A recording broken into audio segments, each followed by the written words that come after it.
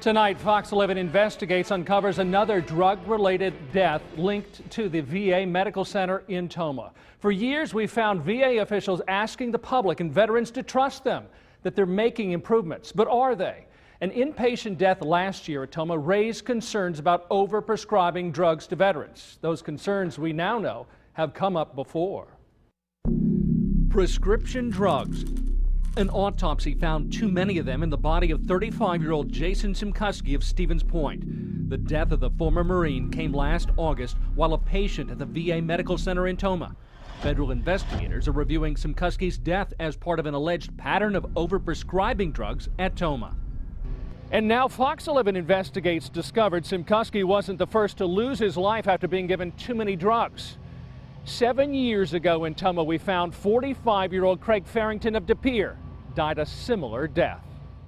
You believe that the treatment he received at the VA is ultimately what killed him? Toxicology says it all. Carrie Hem says her brother checked into Tomah's drug treatment program, addicted to one drug. He would leave in worse shape. So after the 30-day program, you went and picked him up? I didn't want to pick him up. He was too high. Couldn't even understand what he was saying. He was weaving like this. Hem says her brother was discharged with various prescriptions and pills he received while in the VA's care. She told them drugs were the problem, not the solution. I said I don't want to bring him home because he's too high. I want him in detox right now.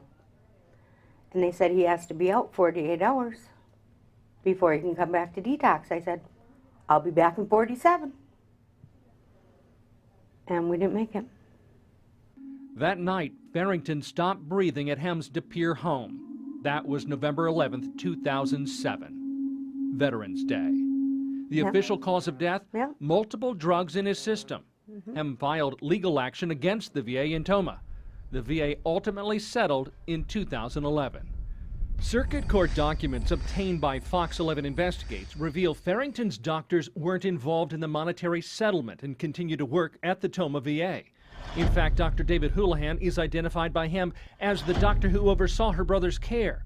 He is the same doctor last year caught up in an Inspector General's investigation highlighting the overprescribing of drugs to veterans at Tomah. He's also the central figure in a congressional hearing in Tomah earlier this year. I truly believe that Dr. Houlihan is a dangerous man, and what makes him so dangerous is a lack of respect for the medication in which he prescribes. Houlihan, the former chief of staff at Tomah, is also the doctor who oversaw the treatment of Jason Simkuski. Jason died while in inpatient care with 14 different drugs in his system. You can see Houlihan's name on Jason's prescription bottles. Linda Simkuski is Jason's mother. We thought it was kind of isolated with Jason and his doctor, but it's just so much out there that no one knew about. FOX11 Investigates wanted to hear from Houlihan, but our requests passed along to him through the VA were not returned. It would appear that reviewing the cases from Tomah, it appears the problems kept on repeating themselves and there's no indication anything was done to prevent it. Well, you're exactly right, Mark. You're exactly right. I'm glad you're realizing that, and I hope you report on it, because Dr. Dan Benishek worked as a surgeon for the VA Medical Center in Iron Mountain, Michigan for 20 years.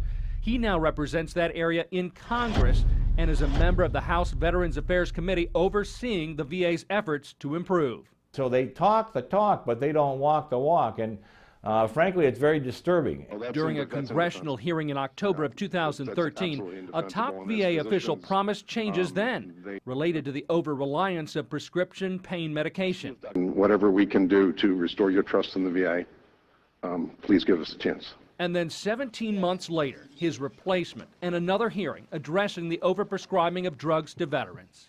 We have significant challenges to overcome here in Tomah, and we own them. First is the Veterans Trust, and the only way to regain that is to put the veterans first in every decision. It doesn't seem like in the past year and a half the VA did much to restore trust in the VA. I know exactly what you're talking about, and it's very, very frustrating to me. And the fact that they say these things, but they don't really change the way they're doing things. And that's very, very frustrating to me and to the other members of the committee. Now, 7.5 years later, trust remains an issue for Craig Farrington's sister. They said, you know, we're looking into this, we're making changes. Do you believe them? No, because they said they did it with their reports. Nothing changed, nothing. Now, legislators have given the VA the ability to make it easier to fire employees contributing to the problems that it uncovers. But to date in Tomah, the doctor linked to the Simkuski and Farrington cases remains on paid administrative leave along with his medical assistant.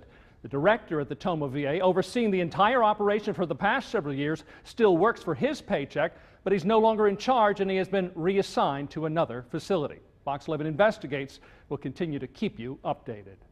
And to learn more about the death of Marine veteran Jason Simkuski and the investigations into the Tomah VA, check out our past Fox 11 Investigates stories by going to fox11online.com and click on Investigates.